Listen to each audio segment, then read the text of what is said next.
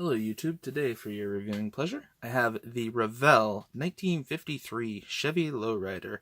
Now just to note, this was bought as a complete kit. Did have the paints and the glue here. I went ahead and took those out just to save the kit from ever being damaged in case if one of the paints busted, something like that. So we'll take a look around the box and then we'll get into the actual review. So this one is molded in 1/24 scale. Take a look here on the side. See a picture of the completed model. Kit number is 856680. A couple more pictures of the completed build there. Nice blue, purple accents. And then the bottom of the box has the roadway, which Revell released on some kits in the mid-90s, so that you could cut the bottom of the box out and use this as a display base when you've completed your model. However, they would be technically ghost driving cars because there was no drivers. Starting off, just because it's here on the top, we have our gold-plated chrome tree with the steering wheel, knockoffs, and the wire rims. And pull out this and we'll crack open the bag. Cut open the bag, I guess. Alright.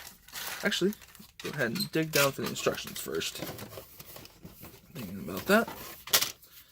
Alright, and we'll set the decal sheet off to the side. We'll look at that in a moment. Alright, so to go through our instructions first, we have a little bit of history up here on the lowriders themselves, which I believe may be pretty much just similar to all of the others that they ever released, but I never actually sat down and read through them to know.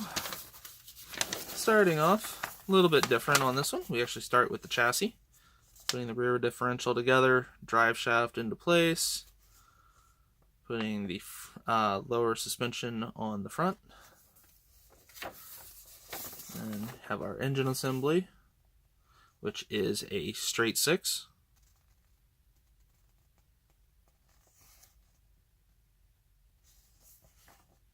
Actually, looks like a straight 6 on this one.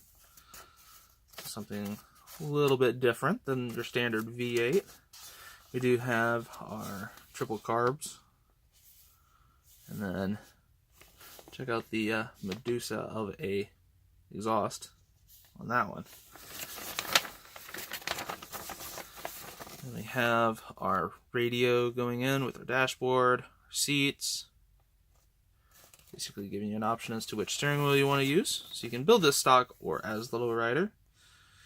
We do have our clear window going in for the front and rear. Radiator. Painting guide for the battery box. For wanting to use a hood scoop, remove that part there, otherwise that just clips right in. Then we have our front bumper assembly here. A couple of different options.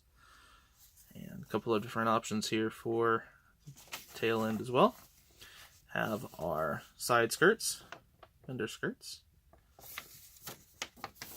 Place. Then assembly of the wheels, and then our side view mirrors, and then last but not least is decal placement for the lowrider. So we'll go ahead and set that to the side, grab out our decal sheet and take a look here. So we have that beautiful pinkish purple pinstripe detailing there. Way down to that mural that would have been painted on the back with the lightning. And what's also neat is you have a couple of different decals for the thing, but not only that, you also then have the license plate frames. So a couple of license plate frames and a couple of zoot suits. We'll get into our chrome tree here, just because it's right there. And the camera's not one to focus on that much shiny. Alright, there we go. So, as you can see, we do have a nice see-through grill there on the front. Have our triple carb setup. Leading edge for our rear fenders. Front grille, air intake.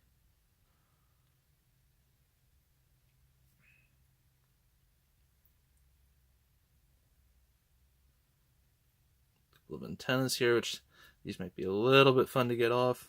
A little bit on the fragile side. Then you have, like I said, more of your relatively stock rims, then some customs. And we'll go ahead and get into the actual kit itself.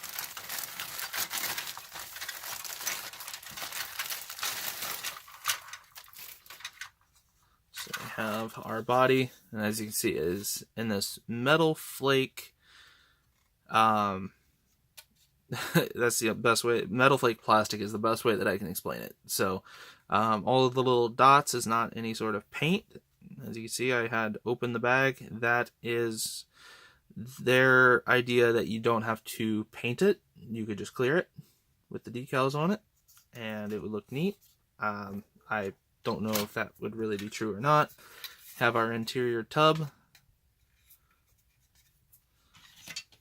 Rear differential here. Let's get those back. Rear differential, front suspension. We have our main chassis assembly here, which is actually pretty hefty. Massively complex exhaust system. So I said it looks like Medusa's hair. Have our bench seat there. I have one part that just kind of came loose, which is the lower front suspension. Have our air scoop there that you can cut the hood out and attach that into for making more of a gasser kind of thing. Very long drive shaft there. Which it is nice that the locating pin is that long, so it should have no problem staying straight the whole way.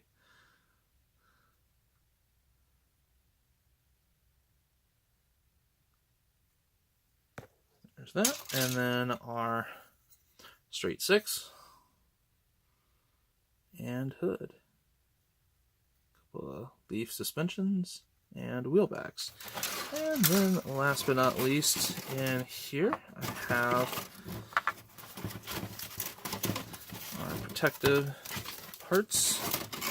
So we have a couple of different tire sets. We have our Dunlop Lowrider tires, so little skinnies. And you also get the stock tires, which are some Goodyears. So extra for your spares bin if you want. And then we have our clear parts there for the front. So that will do it. That has been an in-box review of the 1953 Chevy Lowrider.